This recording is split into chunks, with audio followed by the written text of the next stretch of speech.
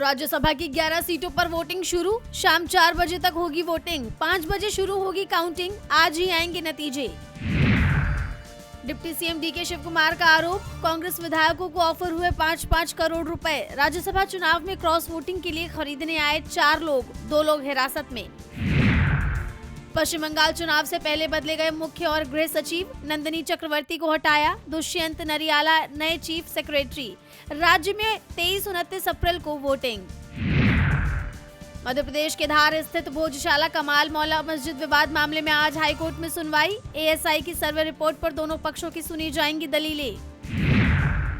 Odisha SCB medical college में लगी आग, 10 मरीजों की गई जान, कई लोग गंभीर रूप से घायल। ओडिशा के मुख्यमंत्री ने दिए न्यायिक जांच के आदेश।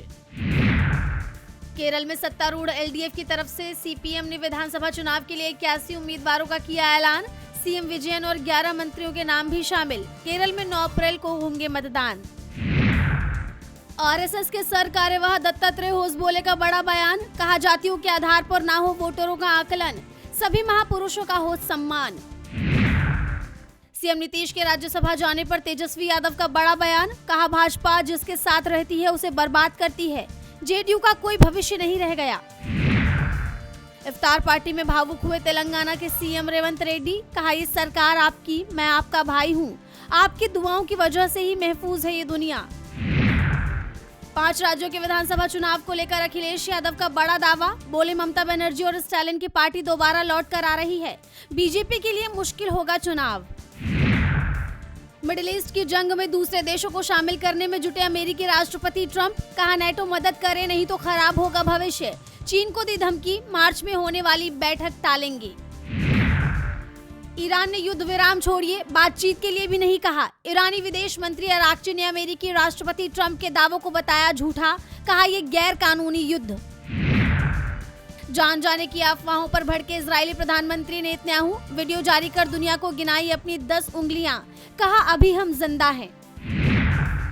गजा, लेबनान, तेहरान, एक साथ इजराइल का ट्रिपल अटैक, तीनों देशों में किए ताबड़तोड़ हमले। सीज फायर का पालन करने को इजराइल नहीं है तैयार। केन्या में भारी बारिश से तबाही, बाढ़ से 66 लोगों की गई जान, हजारों लोग घर छोड़ने को मजबूर। भारत की वाहन इंडस्ट्री पर ईरान युद्ध का दोहरा झटका, बढ़ती इनपुट लागत और मांग मार्जिन की चिंता से आई अस्थिरता, निकट भविष्य में निर्यात में मंदी की आशंका। सर्राफा बाजार में गिरावट, चांदी 4000 रुपए हुई सस्ती, सोना 1.57 लाख रुपए प्रति 10 ग्राम पर पहुंचा।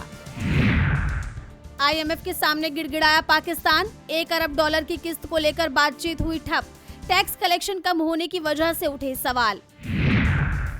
जेनजी से जुड़ी एक अहम रिपोर्ट आई सामने, रिपोर्ट में किया गया बड़ा दावा, 2030 तक 108 लाख करोड़ रुपए खर्च करेंगे युवा। भारत को बड़ी राहत, गुजरात की मुंद्रा बंदरगाह की तरफ बढ़ रहे 2 एलपीजी टैंकर शिवालिक और नंदा देवी। मिडिल ईस्ट में युद्ध के बीच दुनिया भर में तेल को लेकर बना हुआ है संकट।